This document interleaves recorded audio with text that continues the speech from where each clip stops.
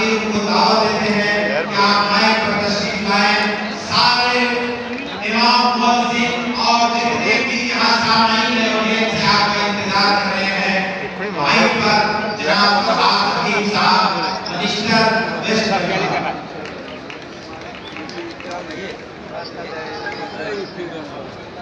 अस्सलाम वालेकुम। আজকে এই মহতী সভা সঞ্চালক মৌলানা শফিক রাজভী সাহেব আছেন, মৌলানা সাহেব আছেন, মৌলানা রশিদ সাহেব আছেন, আমার দাদা জাভেদ আহমেদ খান সাহেব আছেন, আমাদের অত্যন্ত প্রিয় জয়ন্তী সাহেব আছেন, আমার আরেক দাদা মোবাইল সাহেব আছেন, আমাদের মন্ত্রী মাথা তুলে দেওয়া ছিল গোলাম রব্বানী সাহেব আছেন, ফারাজ সহ আছেন, আমাদের এমপি আমাদের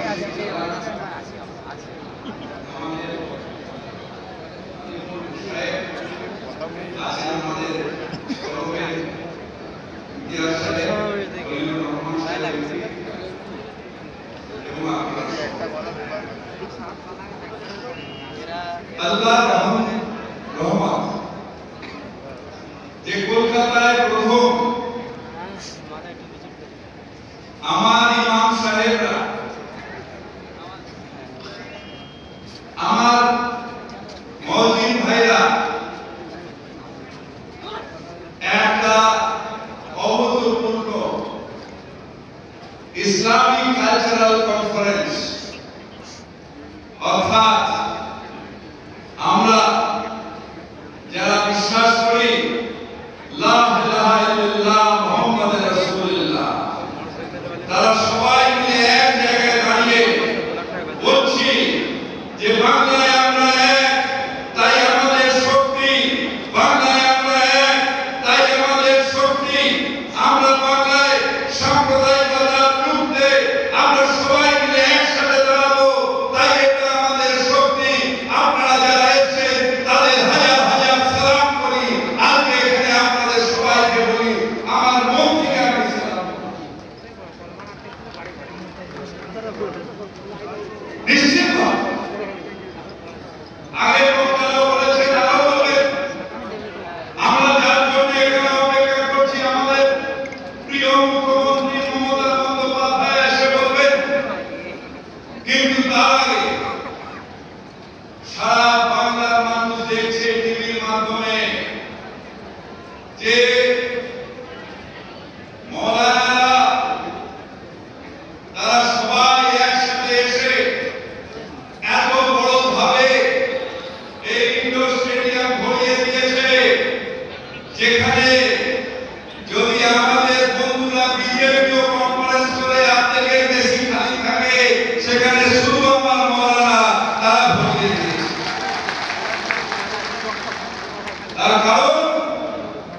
তার কারণ হচ্ছে ঐক্য।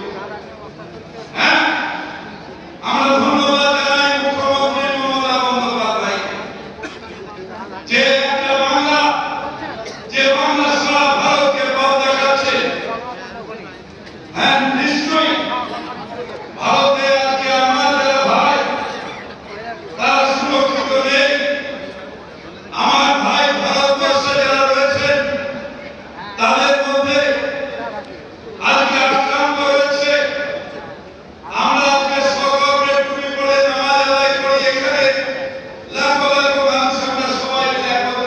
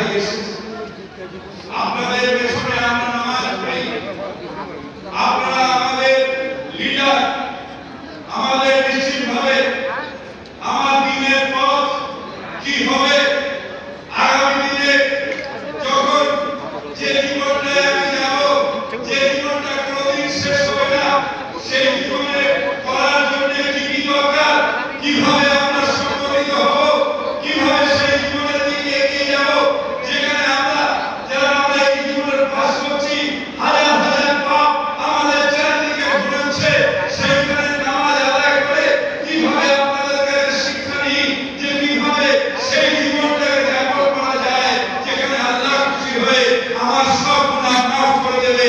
আপনারা সেই রাস্তা আমাদের দেখান, এইটা একটা বড় কাজ।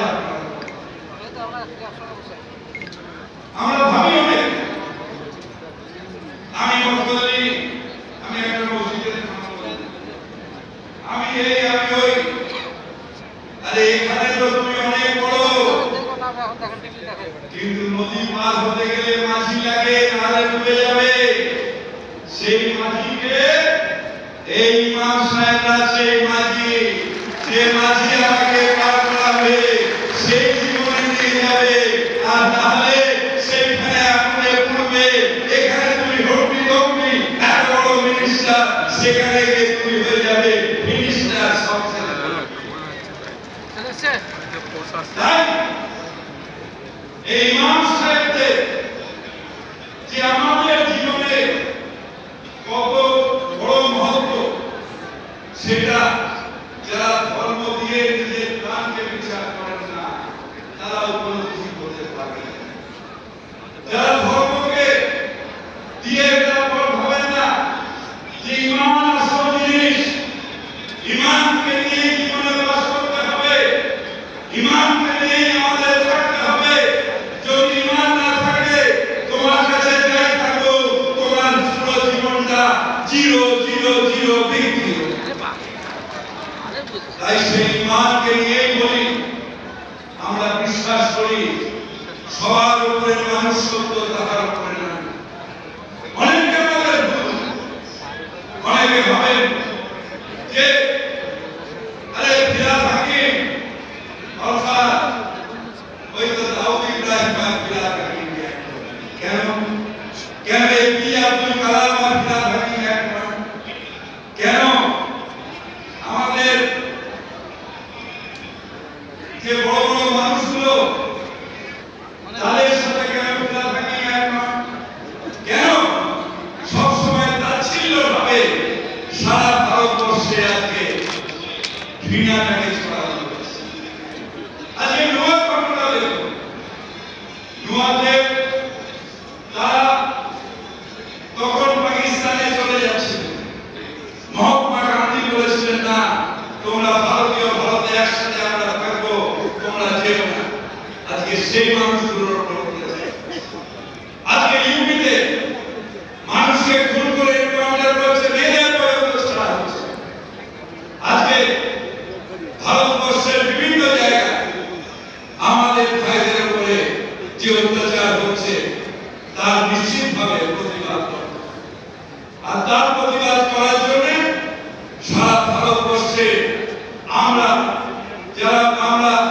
যারা ইসলামকে বিশ্বাস করি, তারা বিশ্বাস করি সেইগুলো প্রতিবাদ করবেন একজন, তার নাম মমতা বন্দ্যোপাধ্যায়। ইনশাআল্লাহ তাআলা अल्लाह के घर में देर है मगर अंधेर। आज मैं काल एक বর্বরতা থাকবে না, এই সরকার থাকবে না, এই হিংসা থাকবে না। শেষ কথা ভালোবাসা বলবে, শেষ কথা প্রেম বলবে, শেষ কথা ভ্রাতৃত্ব বলবে, ঘৃণা শেষ কথা বলবে না। এটা আমাদের ভারতবর্ষ, এটা আমরা যারা আমরা এখানে জন্মেছি, তারা হিন্দু হই, মুসলমান হই, খ্রিস্টান হই, শিখ হই, এটা আমাদের ভারতবর্ষ। এবং এই ভারতবর্ষে আমরা বিশ্বাস করি सारे जहां से अच्छा ये हिंदुस्तान हमारा, हम बुलबुले हैं इसकी, ये गुलिस्तान हमारा। এটা আমাদের, এখানে আমাদের আপনি সেকেন্ড ক্লাস সিটিজেন করে রাখতে পারেন না। এখানে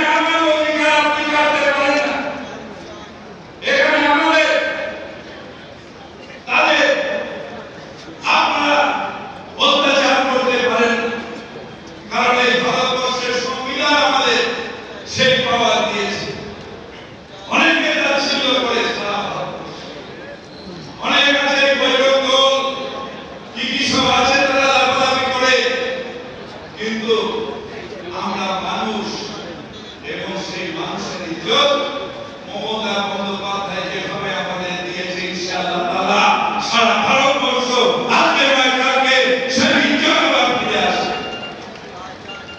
তাই আজ আমি অত্যন্ত আনন্দিত।